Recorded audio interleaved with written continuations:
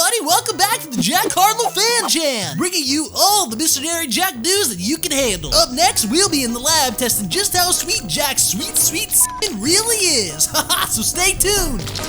Yo, what the f***? I'm kidding. What is wrong with you people? How are you still watching? You're sticking around to hear how sweet the sweet s***ing of Jack Harlow is? You guys are f***ed up, man. I knew this Jack Harlow obsession was crazy, but wow. This is next level shit, man. Hello, everybody. I'm sorry about that intro. Welcome back to MattTheBat's Bat Shit Show. If you don't mind, I would love if you would hit that subscribe button right now. Also hit that like button because it helps me with the algorithm, and make sure to hit that little bell notification ding too as well, because then you can be updated on all the upcoming episodes. We just passed a year mark and things are going great, honestly. So I'm really excited for this next year, and I just want you all to enjoy it with me. So yeah, if you don't mind, click away. We're just gonna get right into it and talk about Jack Harlow's new album, Come Home, the Kids Miss You. The time I'm recording this, it's only been out for a couple hours, so I'm gonna give my pre-listen thoughts and my post-listen thoughts, and you guys could all let me know what you think in the comments. It'll be cool. We can have a little discourse about his new album. Just a little disclaimer, I'm not my close personal friend, Anthony Fantano, but I do know that my close personal friend Anthony Fantano is definitely sitting in his little melon lair, laughing maniacally, ready to rip this album to shreds. I'm excited to see the review. So take what I say with a grain of salt, because it's not coming from a music connoisseur perspective. You know, I'm not going to go into all the technicalities. I'm just going to go for a listening perspective, pretty much how I feel as a listener rather than a music critic. So that's my disclaimer. Let's just fucking get into it.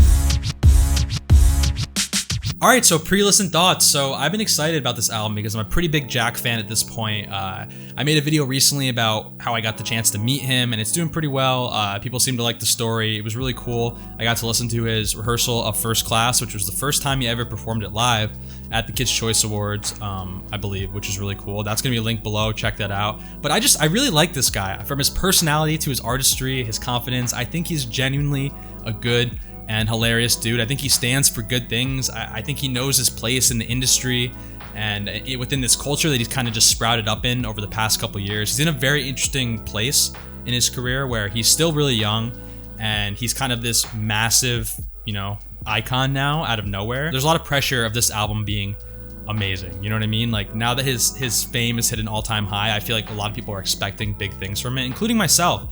And when I heard the First Class studio teaser that he dropped, I was really excited because, you know, like, for me, growing up, Fergie's The Duchess album was an album that I would just play on repeat all the time, and like, my mom claims I stole it from her because I liked it so much, which is funny. So when I saw that Jack was sampling Glamorous, I was really excited, especially when I found out that he had a similar experience with that album as I did. You know, he's a similar age. I didn't know that he had a connection to the song like I do and to this album, so that was just really cool. And when I heard it, I was like, oh my god, this is gonna be a masterpiece, because I just found it to be really fun, and you know, sampling one of your favorite songs is always awesome, I thought. But then people were all mad about it, and I see like on Instagram these people are posting like, this curly-haired goes on one track and suddenly we forget about Fergie's version, and I'm just like, calm the down, man. Like, what do you think your favorite DJs do? Like, they take things and they expand on them and they interpret them. So that's kind of my opinion on First Class. When I first heard it, I wasn't really into it, but then as it grew, like, you know, I listened to it a million times and it really grew on me. And now I love it. In terms of the rest of the album, I'm really excited to hear Churchill Downs featuring Drake. I feel like it's got to be the song of the summer. I mean, you know, Drake is kind of a guilty pleasure of mine, but if anyone acts like they don't like a single Drake song, they're probably lying at this point, because the dude just pumps out hits one after another. So like, come on, let's be real. This song's probably gonna fucking rip. I've also heard Jack been called the love child of Drake and Mac Miller, specifically regarding his Tiny Desk session, which is one of my favorite Tiny Desks ever. So I think like their voices will meld well together. The Dua Lipa song is pretty funny. I saw the little preview online, and I like the way he says bucket. I think it's funny. I'm really curious how she's gonna feel about this. Like, I'm sure we're gonna get some sort of TikTok of her responding on a red carpet, or you know, doing some funny little video response, or dancing to it, or some shit. I mean, it would be sick if she did like a call and response verse where like she somehow got a hold of instrumental and then did her own kind of remix responding back to his advances. It would be awesome if she accepted his invite to, you know, do more than a feature. Yeah, dude, wow. But also if she Emma Chamberlained him, that would be pretty funny too. That would be A hilarious rejection. Jack's gotta be humbled. The guy's on fire, man. Someone's gotta humble this man. Otherwise, in terms of what we've heard from this album, I love Nail Tech. I love the video. I'm excited for the First Class video too. I don't know which video has the Topanga cameo, but I'm stoked on that. I don't know if that's gonna be coming out as well. The JT song should be interesting. I don't really care too much about the Lil Wayne feature, though I'm sure it'll be fun. I'm just kind of over him. Like, I've just heard him too much in my life, I guess. Like I loved what he did on What's Poppin', for sure. I thought his verse was great, but I'm not like, I'm just not that excited about it. Pharrell will be cool. If he produced the track, that would be really cool, as long as he doesn't get all, "'Cause I'm happy, na na na, with my hat, na na na na na na na." Yeah, I don't know. He's got to lose the hat, bro. I don't know. I have high expectations for this album. I think there's gonna be a lot of raw emotion in it, and just because I know the theme is sort of about leaving Louisville and really experiencing this crazy superstardom that's pretty brand new to him, honestly. And then it's about him coming back and reflecting on all of those experiences in his hometown. He actually talks about this in depth in his recent interviews about, how important it is for him to come home and regroup and kind of reflect on all these experiences. So a lot of this album should be really reflective, I think, and less of like, look at me, look at all this sick shit I have. I'm so rich. I'm at the top. I get all these girls. I mean, he's probably gonna talk about girls, but he did say himself like he doesn't really need to prove himself anymore or convince people that he can do it because he's done it. You know what I mean? So I really do want this to be more of like a reflective process within his writing. I heard another interview that he kind of lets the music breathe a little bit more and doesn't just hit the ground running as soon as the beat kicks in and just starts kind of like bragging about himself. All right, well, I'm gonna listen through and give my thoughts. I obviously can't play the music on here because of copyright, but I'll see you on the other side. Let's do it. All right, I just listened to Come Home, the Kids Miss You. Wow, yeah. I don't know exactly how I feel right now. I don't know, I'm kind of conflicted because I think there are some awesome standout tracks on this album, but I also think there are some songs that just don't really do it for me, which is like the case for a lot of artists, in my opinion, who put out a lot of music close to each other. You know what I mean? Like, I feel like he's had a ton of releases in the past couple of years, and I feel like artists that do that, they have all these songs, but they don't really have a cohesive flow to them. Like, when I listen to an album, I want to think of the album as a thought. I don't want to think of it as a collection of totally different entities that can exist as singles, and kind of be their own things, but like don't flow together well. And I think that's my only real concern with this album is, in general, there is a theme of what he's talking about through his lyricism, about moving away from Louisville, becoming this superstar, all the things that come with this, and then, like that kind of stuff. But at the same time, the music doesn't really have that same feeling to me. And that to me is always something I love about albums. And I almost feel like his older music used to have that more.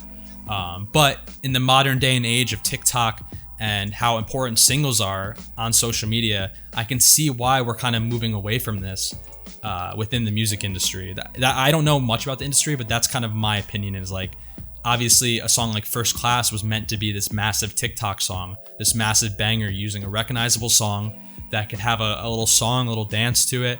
And it worked. It successfully really did work. So I just think that that's the direction we're moving. So I'm not like ruling this out. It's just like, that's my opinion on it.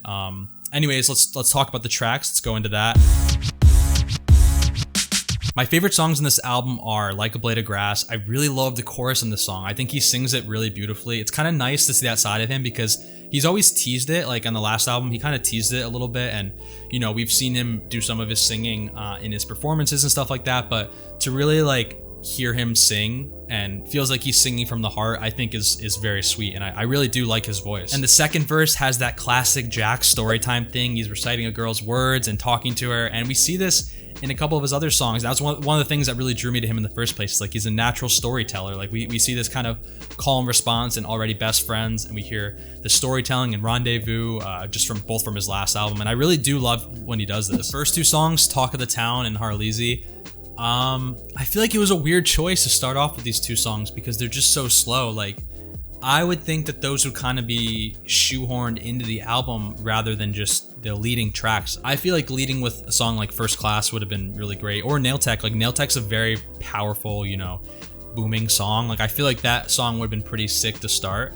But maybe it's sort of like part of the storytelling, like starting with Talk of the Town ending with what's that last song called? State Fair. Like, I feel like there might be some sort of storytelling aspects in the order of the songs, but I'm not entirely sure. Like, if there is, it doesn't really come off that well. Jack is better on those really aggressive and, you know, fun, fast-paced beats than he is. And this is the same critique I have on Baxter. Was it Baxter Lane? I think it's called Baxter Lane. It's a similar critique I have on that song. Honestly, like, that song is my least favorite song on the last record. So yeah, I don't know. I like to see him do these, like, you know, poppy hits a lot more. But the third track, I Do Anything to Make You Smile, I really like the beat on that song. The intro doesn't make that much sense to me. Like, even if this song started first, to have that sort of, you know, build up kind of orchestral thing, like, I feel like that could have been a good first song, because that song is actually really, like, I Do Anything to Make You Smile is actually really good, and the beat's really good. I'm bouncing, I think I need some counseling. Like, that's a good line. Like, that, I feel like he should have played into that more, and that could have been, you know, another one of those lyrics that really goes off online, which I know he writes a lot of his song lyrics to be kind of Instagram captions. Like in Industry Baby, we see him doing that, and it clearly worked. My girlfriend did it. Dua Lipa is an absolute banger, really fun. The beat sounds like Black and Yellow for some reason, or like a Halloween song. I don't know. As I said, I want to see Dua Lipa's reaction. I'm ready for that. Side piece, I don't like this song. I don't love the lyrics. It will probably grow on me, but it's long, it's kind of random. If I had to choose, I would choose the second half and just kind of cut out the first part. I don't know, this song just doesn't do it for me. Movie Star is cool. When I heard Pharrell come in, I laughed out loud because I was just caught off guard. I don't know why. But as I listened to it and I listened to it again, I like the call and response. I like Jack's singing voice, as I said. You know, I think that this is one of the more different songs that Jack has made. I wish the beat came in a little harder on this. Like, I'm waiting for that beat to come in and it feels like it just never does. So it's just kind of like edging you. And speaking of edging, we finally have the Jack Harlow confirmed foot fetish. Yeah, you got some pretty toes or whatever the fuck he says in here. Guy's unbelievable, man. Lil Secret's good. This is like the most classic Jack Harlow sounding song. Like, I feel like this should be on That's What They All Say, because it just feels like it would fit in really perfectly. Like, it almost feels like it was supposed to be on there and then it was pushed to this album. I feel like it would fit better on that album, but I do like the song, and like I think it's interesting because Jack is a lot less confident within his personality. Like, his personality, almost, you get a glimpse of his more vulnerable side, which maybe in his earlier songs you felt that a little bit, but like, this dude's pretty much just full confidence at this point. We don't really get to see that side of him. So I think this was kind of interesting to see and to hear him in this light, you know, talking about his little secret and, you know, being a little more sincere for once, you know, not really joking around. It's nice. I Got a Shot. Oh my God. Fantano's gonna fucking destroy this one. I'm calling it right now. His video has not been posted yet. He is going to absolutely roast this one. I know he's gonna hate the Caribbean reggae vibe. He's gonna hate it, but I will say that I like his voice in this song. He seems really into it. Like, he seems like aggressive on the mic. Like, you could tell what he's feeling through the way he's like phrasing and all that kind of stuff. Like, that energy that he's putting into it, I think it's good. I do like it a lot. I'm not that big of a fan of the beat, honestly. I just feel like it's a little cheesy. But I like his singing on this. Once again, like, I like his singing and I like how into it he is. Churchill Downs is cool, but here's the thing, like, and I feel like I'm just like talking badly about it, but Churchill Downs to me was not what I thought it would be. I mean, I thought there would be this really great chorus, you know, some catchy Drake vibes, but it's just a lot of words. And like, even though the storytelling is great, like, I love hearing them both do their verses. It's a long song, it's a meaty song. I love hearing both of their storytelling. You know, it's interesting because we have, like, you know, this guy who's been in the game for a while, and we have this guy who's new, and we have Drake, who seems almost jaded towards all the drama he's gotten to himself into, you know, being this celebrity figure, and we have Jack, who's talking about how he's just experiencing this for the first time. I think it's a really cool dynamic between the two, but at the same time, like, I wanted that, you know, Drake power pop hit that we're gonna be singing all summer long, you're gonna hear on the radios, and that's not really what this is. And I feel like when you work with an artist like Drake, like, that's like what you want, you know what I mean? Like, I wanted that massive, you know, catchy song, and we didn't get it. I do like how Jack talks about meeting Drake, and I think it's kind of cool in that regard. And but one thing that I do think is weird is thinking about like how they would be in the studio, and Drake's like, all right, let's hear it, man. and Jack's just kind of like this, I love you, man, you know, I look up to you, man, and like them hearing each other's verses for the first time has to be kind of funny. It could be beautiful, but it's probably just funny. I do really like how Drake ends the song giving Jack his blessing. I think that's very sweet. You know, we know Drake loves to give younger people his blessing. You know, that's what he was doing with Millie Bobby Brown, right? Just giving her his blessing. Too soon. Like a Blade of Grass is one of my favorite songs on this record. I love the chorus. I think he sings it so well. The second verse, we have the classic Jack story time thing. It's great. Parent Trap, I was interested to hear this song just because I feel like I haven't heard of anything JT has done in a while besides like the Troll song. And I wasn't sure. I kind of thought it would be somewhere along the lines of the Adam Levine song that he did on the last record, where like you don't even really know he's doing it, you just kind of hear him in the background. But he has, you know, a pretty significant place in this song, and I did laugh when I heard it just because it's so high pitched. It just, like, as I said, just caught me off guard. I don't know why. I don't know why, but it did. I do think it's really cool they worked on this song together, just given that like JT 20 years ago was this, you know, real sex symbol within pop music and stuff like that. So it's kind of funny to see him passing the torch to the new, you know, sex icon Jack Harlow. I don't know. Poison seems like the song that Drake should have been on. It seems like the song that he should have been on, right? Like, imagine if this song just had that Drake hook to it. Sad boy Drake hook. Like, this song would have been awesome. One thing, and I don't mean to be harsh by saying this because I'm sitting here, like, my chubby ass is sitting here in my room with like no money, telling Jack, this is what you should do. No, like, I have no right to tell Jack what he should do.